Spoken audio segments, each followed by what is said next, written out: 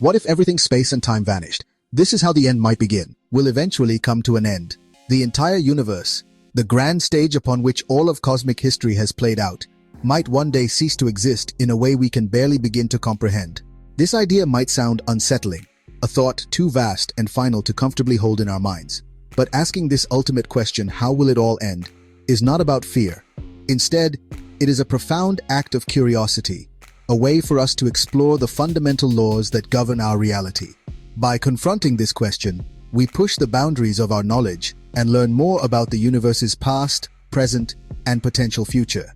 It is a journey into the deepest mysteries of space and time. The story of the universe's end is inextricably linked to its current state of expansion. For most of the 20th century, astronomers debated whether the universe's expansion was slowing down. They imagined gravity acting like a cosmic brake. The matter in galaxies, stars, interstellar gas would pull on each other, slowing the outward rush from the Big Bang. The question was whether gravity could halt the expansion or if space would expand forever.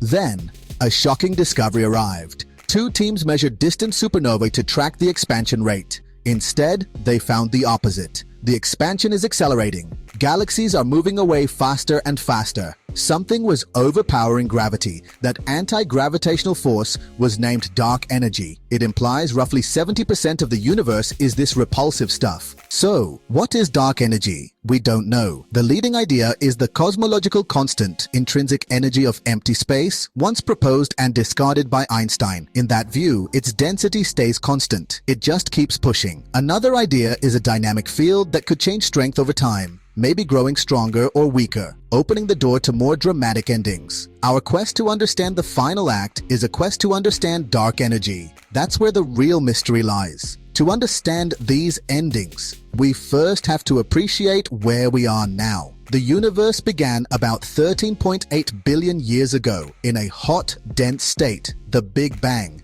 and has been expanding and cooling ever since. Galaxies are carried apart by the stretching of space itself. Understanding that expansion is the key to its final act. The first and most likely scenario is heat death, or the Big Freeze. Not a sudden cataclysm, rather a slow, inexorable slide into darkness and cold. Think of a hot cup of coffee cooling until no heat flows. Maximum entropy. Heat death is this principle applied to the entire cosmos. With steady dark energy, expansion accelerates unabated. In time, light from other galaxies can no longer reach us. Our local group merges, then drifts in utter isolation. The sky grows profoundly lonely and dark. Within, stars exhaust their fuel and die. Nurseries run out. The last generation shines, then leaves white dwarfs, neutron stars, black holes. Over unimaginable times, even black holes evaporate. The universe nears perfect equilibrium. Vast, dark, unimaginably cold. No temperature differences remain. No structure, no change, no life. While heat death is a slow fade, a fast, violent end is the Big Rip. If dark energy is a more aggressive phantom energy, its repulsive force grows over time. Acceleration would increase without bound, space racing toward infinite speed. The consequences would be absolute. First, galaxy clusters unbind. Then, galaxies themselves unbind. In the final months, planetary systems are torn apart. Earth ripped from the sun.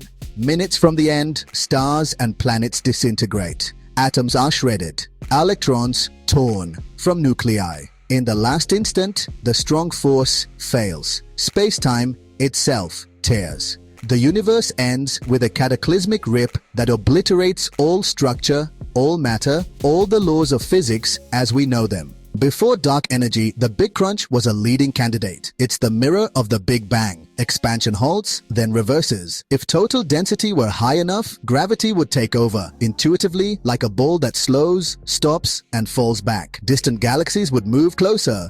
Redshift turns to blue shift. Collisions become common. Everything heats up. Eventually, a single, unimaginably hot, dense fireball. All matter, energy, space, and time collapse into a singularity. Some theories propose a rebound, a new Big Bang, a big bounce. Today's accelerating expansion makes a crunch unlikely, but not impossible if dark energy weakens or reverses. Perhaps the strangest ending is vacuum decay, the big slurp. From quantum field theory, our vacuum may not be truly stable. Like a ball in a small depression on a hillside, not the lowest valley, the vacuum could tunnel into a true lower energy state. It would begin at a single point, forming a bubble of true vacuum. The bubble wall races outward at nearly the speed of light. Inside, the constants and laws of physics are radically different. Stable atoms as we know them cannot form. Stars, planets, and life are obliterated, reconfigured into alien matter. One moment the universe is as it is, the next it's something else entirely. Measurements of the Higgs suggest stability or extreme longevity, so there's no evidence it's imminent. A chilling possibility, but likely far beyond any practical concern. How do we choose between these fates? Scientists gather data to constrain them. Supernovae act as standard candles, tracing expansion history. The cosmic microwave background, our baby picture of the universe, reveals its parameters. From tiny fluctuations, we infer geometry, dark matter, and dark energy. The data favor a flat universe with accelerating expansion, like a cosmological constant that strongly favors the slow, cold fade of heat death. A crunch is disfavored. Phantom energy for a rip lacks support. But we must be humble. Measurements are young and uncertain. New surveys will sharpen our view or surprise us. Science is refinement. The final chapter of the universe is still being written. These ends feel alarming, but their timescales are incomprehensible. The universe is 13.8 billion years old. Our species spans a blink in cosmic time. The end lies far beyond human concern. A big rip, if real, is tens of billions of years away. A crunch likewise would take tens of billions of years. Stars keep forming for trillions of years. Red dwarfs burn for up to 100 trillion. Supermassive black holes evaporate over about 10 to the power of 100 years.